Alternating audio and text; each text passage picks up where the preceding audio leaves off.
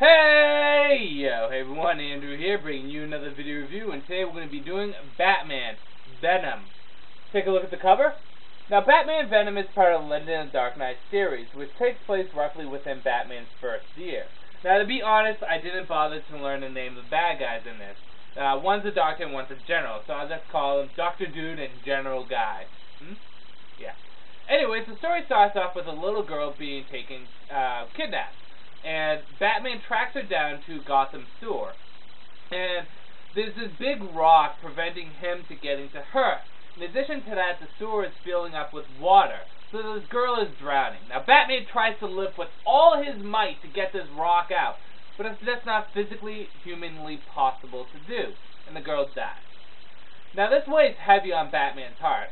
Of course it does. Not only did someone die that he was trying to rescue, but it was a child that died. So Batman goes to tell the father that his daughter is dead. And the father nonchalantly says, "Oh, whatever, that sucks."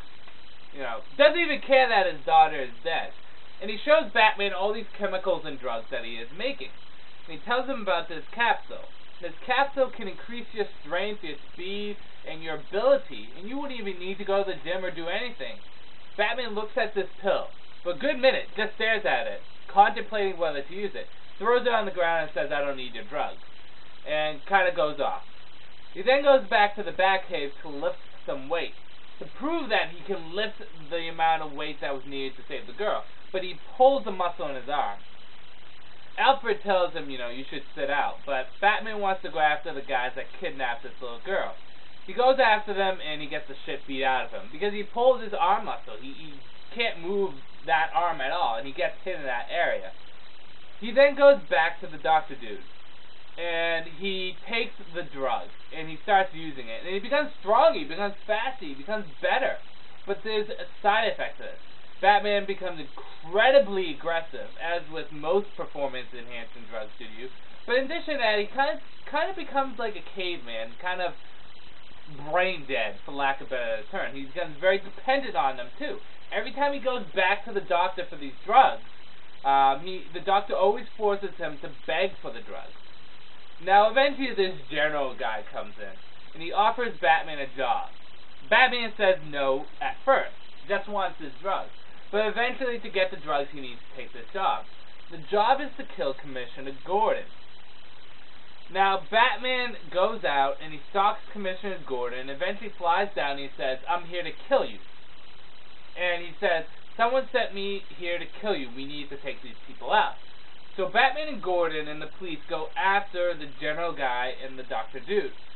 However, as they were escaping, they threw the drugs on the ground, and Batman went over to the drugs, being dependent and being an addict, rather than taking out the general guy and the Dr. Dude. They go away to some island, I forget exactly which island it was, but it's out of the U.S. territory, and continue their experiments there. And the general guy actually experiments on his son, giving him the drugs, and surgically putting metal bulletproof plates in his body to make him bulletproof. And he does this to several different people. At the same time, Batman realizes he's an addict. He realizes he's become dependent on these drugs. So he tells Alfred that he's locking himself in the Batcave for 30 days to detox. And Alfred's very concerned because several times he's like, "Master, it's been 22 days. Do you want to come out?" And he says, "No, leave me in here. 30 days. And he stays in there for 30 days. And eventually he comes out. And he says, "I'm going after these people. I'm going after the general. I'm going after the Dr. Dude. I'm taking them out." Well, he didn't say he's going after Dr. Dude. He said he's going after the doctor. I threw the dude in there just because. So Batman and Alfred go on a mission to this island. And Batman comes into confrontations with these super soldiers, these perfect soldiers that the general has created. And he does a pretty good job at fighting them off. Some pretty good fight scenes in there. He even saves Alfred from a bunch of shark attacks. However, eventually he's captured and he's thrown in this room where he has a death trap. He has to get out of this death trap. And he's offered the pills. And the pills, if he took them, he would be able to get out of this death trap. If he didn't, there would be a good chance he would die. Now, Batman fights his addiction, fights the craving to take these pills, and gets out of the death trap alive. going to face the General and the Doctor in their final confrontation. And I'm going to end it there. I don't want to reveal the actual ending to the book, although one can assume what happens. So on to the good, the bad, and whether or not you should get it.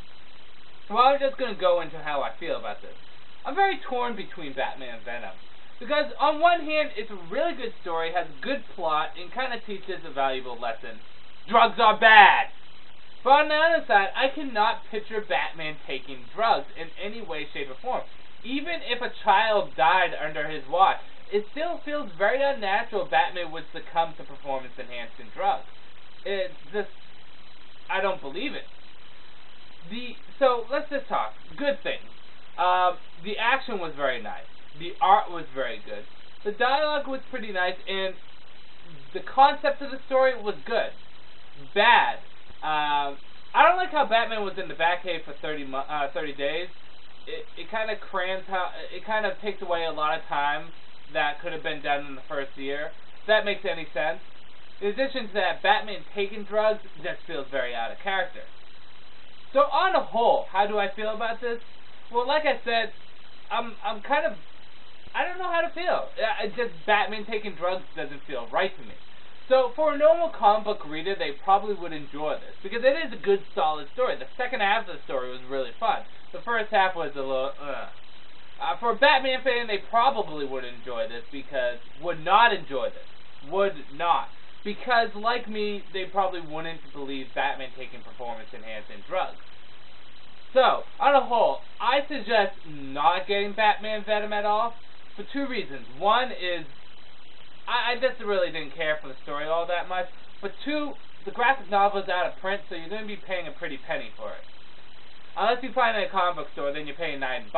But online, I think it's from like 20 to 30. And is it really worth it for an iffy story? No. So, Batman Venom. Good concept, but it just didn't work with Batman. If it was like Spider-Man or the Punisher taking the drugs, I could believe it. But Batman, no. So, Batman Venom, I wouldn't bother picking it up. With that said, this is Andrew saying peace out for now.